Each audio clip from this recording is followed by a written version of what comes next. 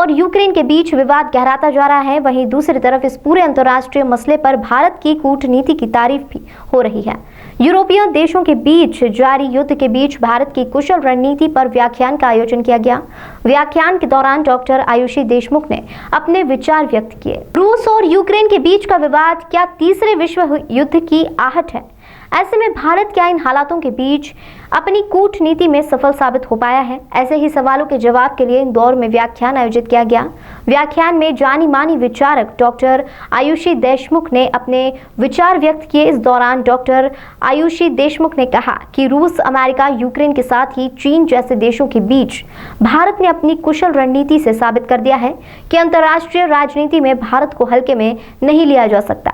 उन्होंने कहा कि यूरोपीय देशों के बीच के हालातों में भारत ने अपनी कुशल कूटनीति का परिचय दिया है।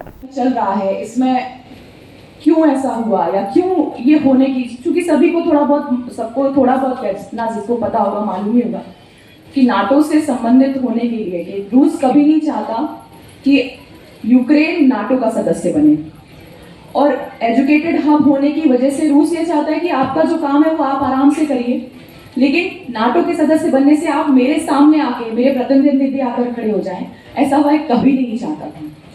इसी वजह से यही कारण रहा कि कहीं ना कहीं रूस के मन में यह प्रतिद्वंद बनता गया कि ऐसा नहीं हो ये कभी सशक्त बन जाए और इसके सैनिक आकर मेरे सामने खड़े हो जाएं।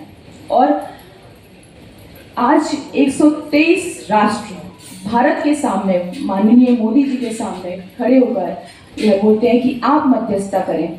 यूक्रेन के राष्ट्रपति, रूस के राष्ट्रपति, अमेरिका के राष्ट्रपति एवं अन्य देशों के राष्ट्रपतियों की नजरें भारत पर टिकी हुई हैं कि मध्यस्थता कैसे की जाए। और चूंकि वह हुआ भी, अगर मैं कल की बात करूं, कल शाम की अगर मैं बात करूं, तो काफी समय चर्चा हुई, बातचीत हुई। एक युद्ध के बाद जो भारतीयों में वहां रहते हुए भय था, वह भय की स्थिति अब पैदा नहीं हो रही। अब वह स्थिति ऐसी नहीं है कि ये लोग उस भय में रहें, क्योंकि वहां ये आश्वासन दिया गया, आज भी भारत में ये आश्वासन दिया गया और कोई भी व्यक्ति भारतीय है और वह यूक्रेन में है या रूस, तो वह अगर सिर्फ भारत का झंडा लेकर खड़ा हो जाएगा तो हम उस पर आक्रमण नहीं करेंगे। तो यह हमारी बहुत बड़ी सुरक्षा है। रशिया और यूक्रेन के अंदर जो युद्ध हो रहा है, उसके परिणति में एक विश्व युद्ध का माहौल खड़ा हुआ है। अभी हमने जो गीत सुना, उस गीत के बोल थे, वो बोल भी इस समय विश्व के सभी नागरिकों की एक ईश्वर से दुआ थी कि ये परिस्थितियां विश्व में ना बने। हमने पिछले दिनों देखा कि पिछले 1 महीने से 2 महीने से विश्व के कई देशों द्वारा अपनी अपनी प्रतिक्रिया इस युद्ध के ऊपर, इस विवाद के ऊपर करी जा रही है। विश्व के कई शक्तिशाली देश, पीछे आप देख रहे होंगे कई बड़े देशों के राष्ट्रनायक जो पूर्ण रूप से विकसित राष्ट्र हैं, विश्व के ताकतवर राष्ट्र हैं, सबकी अपनी अपनी प्रतिक्रिया है। कई समय तक वो लोग यूक्रेन के साथ खड़े होने की बातें करते रहे, मगर जब युद्ध छिड़ा तो कहीं ना कहीं उनकी भूमिका नकारात्मक नजर आई। इन सभी के बीच इस पूरे विश्व में एक अगर नई बात उभर कर आई तो वो हमारे देश के जननायक श्री नरेंद्र मोदी जी की भूमिका।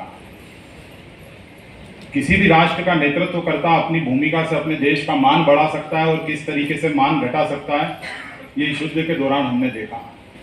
जहाँ कई बड़े देशों के राजनेताओं ने अपने द्वारा की गई प्रतिक्रियाओं के द्वारा उनके देश के मान को कम करा, वहीं जीवटता दिखाते हुए अपने लिए गए निर्णयों पर स्थायित्व की मोहर लगाते हुए बड़ी दृढ़ता के साथ पूरे विश्व में अगर हिंदुस्तान का परचम लहराने का काम करा तो वो आदरणीय नरेंद्र मोदी जी ने करा।